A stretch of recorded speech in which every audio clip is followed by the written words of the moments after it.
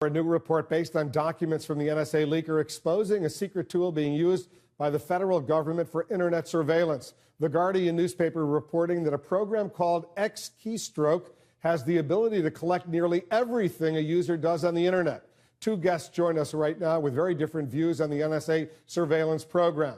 Republican Congressman Justin Amash offered an amendment that would have stripped funding for much of this program. It was narrowly defeated by the House last week. Also joining us, former Democratic Congresswoman Jane Harman. She's a leading voice on intelligence and national security issues. She's now head of the Woodrow Wilson Center here in Washington. Congressman, let me start with you. Why do you hate this NSA surveillance program?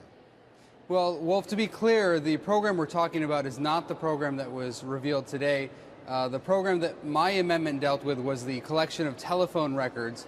And what the government was doing through the NSA was collecting the phone records, and is collecting the phone records on a daily basis of every single American in the country without any suspicion. And that violates the Fourth Amendment. You have to have reasonableness to go after people's records. You have to have probable cause, and you need a warrant. And right now they're collecting phone records of everyone rather than just those who are under suspicion, which is how the Patriot Act was intended to be. All right, let's let Congresswoman Harman respond. You used to be on the Intelligence Committee. I was the ranking Democrat on the Intelligence Committee, and I served on that committee for 8 years. And I was very involved as these programs began shortly after 9/11, when all of us were worried about plots against the United States. And by the way, I agree with Senator Feinstein, who chairs the Senate Intelligence Committee, who wrote an op-ed in the Washington Post today and said there are still plots hatching against the United States. So why do you think the congressman is wrong? He's wrong because this program doesn't collect data against Americans in violation of the Fourth Amendment. It collects metadata. Those are just lists of numbers which can only be accessed after there is an individualized warrant. It has to say, we have probable cause, or we have articulable suspicion that Wolf Blitzer, that might be true, I'm kidding, is connected to some foreign terrorist or foreign terrorist group. And then a federal court, that's what the FISA court is, the Foreign Intelligence Surveillance Act court, has to review the information and decide that, yes, it meets the test. Congressman, why isn't that good enough for you? Well, Wolf, metadata is data. It's the type of data that we have every day created by our phone records and by other records. And certainly the federal government can piece together a lot of our daily lives by looking at and collecting this metadata. And the Fourth Amendment protects our right to have this type of information not examined by the government on a daily basis. They're gathering this information, and that in itself is a violation of the Fourth Amendment. Yeah, I totally disagree. There was a Supreme Court case in 1979 that said that individuals don't have any expectation of privacy about the phone numbers that they call. This metadata, these just lists of numbers without your name, without any personal identifying information, cannot be accessed on a daily basis. They can only be accessed if someone goes to this FISA court and makes the case that a specific individual with a name, Wolf Blitzer, Jane Harman, is connected to some foreign terrorist activity. And very few of these applications are granted, 300 in total, and very few people have access, and there have been no abuses. The queries that are done, as we've seen, they don't have to get a court order to do those queries, and also the content is collected on a daily basis.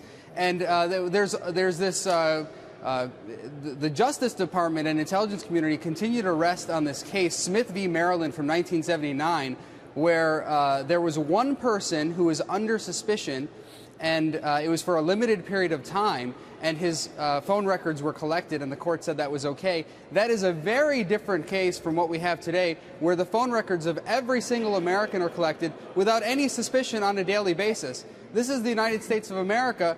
We have freedoms here. We have rights. And it would be no different than if someone came into your house and made copies of all of your documents and said, hey, don't worry, we're just collecting these documents. We're not going to look at them. We just want to have copies of them in case we need them in the future. That's a violation of the Fourth Amendment, just as this is a violation of the Fourth Amendment. This program is clearly constitutional, and it just doesn't work that way. That's a way to, with respect, scare people, but that isn't how it works. And the amount of metadata that can be collected is reviewed every 90 days by the federal court. The provisions under which this all happens enacted by Congress. I know you opposed them all, but I think they were responsible. Sunset every 3 years, and Congress has a chance to review them. And oh, by the way, I again agree with Senator Feinstein in your op-ed today, who thinks there are reasons why we might narrow some of those provisions. Congress is debating this. I think that is a very good thing. And it might be time to narrow how much data is collected, what the standards for review are, and to do something else that I know you support, which is to have an ombudsman in the FISA court reviewing how it functions. Well, if the American people have an expectation of privacy in this, if you go back to your districts and talk to the American people, as I've done, they will tell you that they expect this information to be kept private. The FISA court is a rubber stamp. It is not kept private because it's collected by the federal government and kept in a database. And you won't deny that it's collected by the federal government and kept in a database. Pursuant to a court order. Do you know how much data Google or pick a company collects on you? They have much more access to data on you than the federal government does. These controls work. There's no evidence that there's been abuse. The Constitution is a restriction on the federal government. It's not a restriction on Google or Microsoft or any other private company.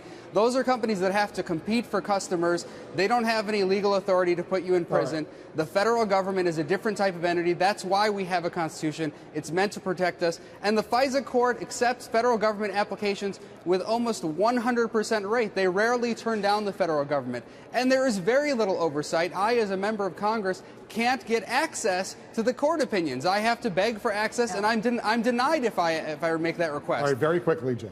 I think you should have access. I think that's one of the changes Senator Feinstein recommends.